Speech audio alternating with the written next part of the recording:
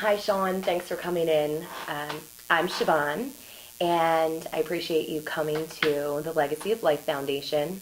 Like we spoke about, the Legacy of Life Foundation supports two women's centers, one in Bristol in Bucks County and one here in Center City, Philadelphia.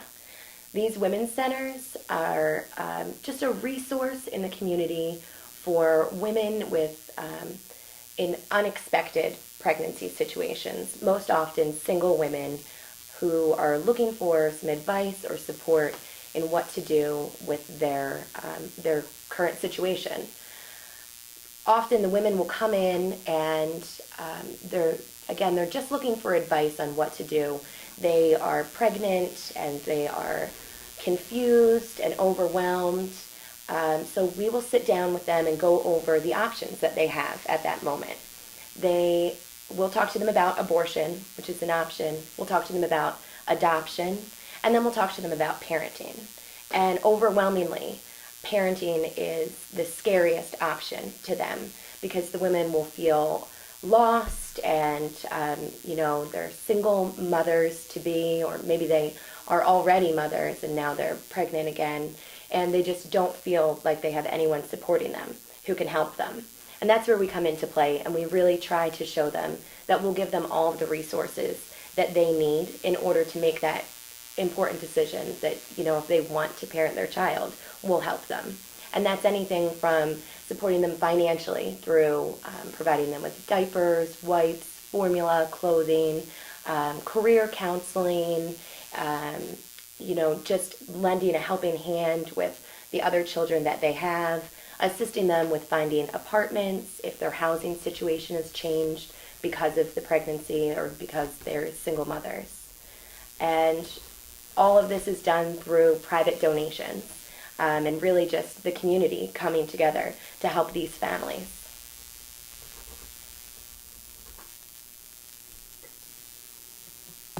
Some of the main causes that lead to the challenge of single motherhood. I think the biggest challenge for single mothers is just the lack of support. Often their families maybe are already burdened with their own children, their own running their household. More often than not, the fathers aren't involved in these situations. So it's a young woman who's newly pregnant, who's facing this overwhelming, she doesn't think that she can currently take care of herself, let alone raising a child. I think it's the uncertainty and not knowing where to look to find the help that she would need. And that's what we try to make sure we provide to those women. You describe. I'm sorry. Go. Can you describe some of the more overlooked details when a single woman raises a child? Sure.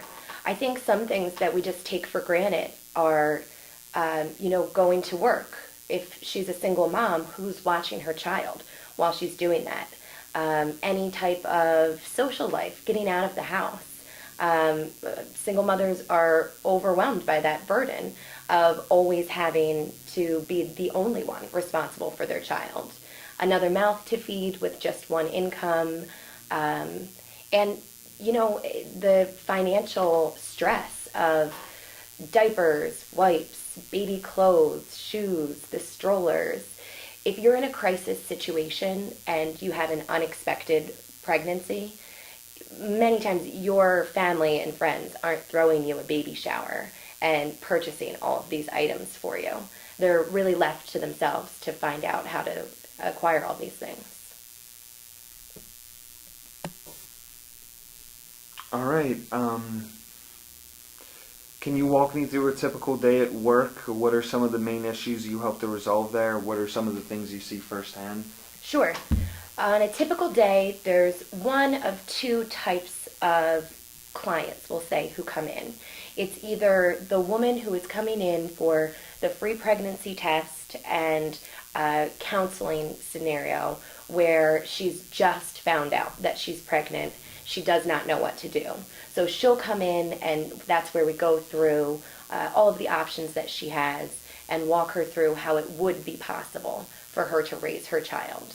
The other part of the time, We have a family program where women, single mothers with more than one child will come in and they get a weekly allotment of the diapers, the wipes, the formula, baby food, clothes, things like that. Again, all of the items that people in the community have donated or given us the resources to purchase. At that time, the moms will also sit down and they'll go through a little life choices seminar each week where they have a one-on-one mentor, and what's discussed really depends on that woman and her situation. Sometimes it's about creating a better environment at home for her children. Sometimes it's about how, career counseling, how she can find a different job.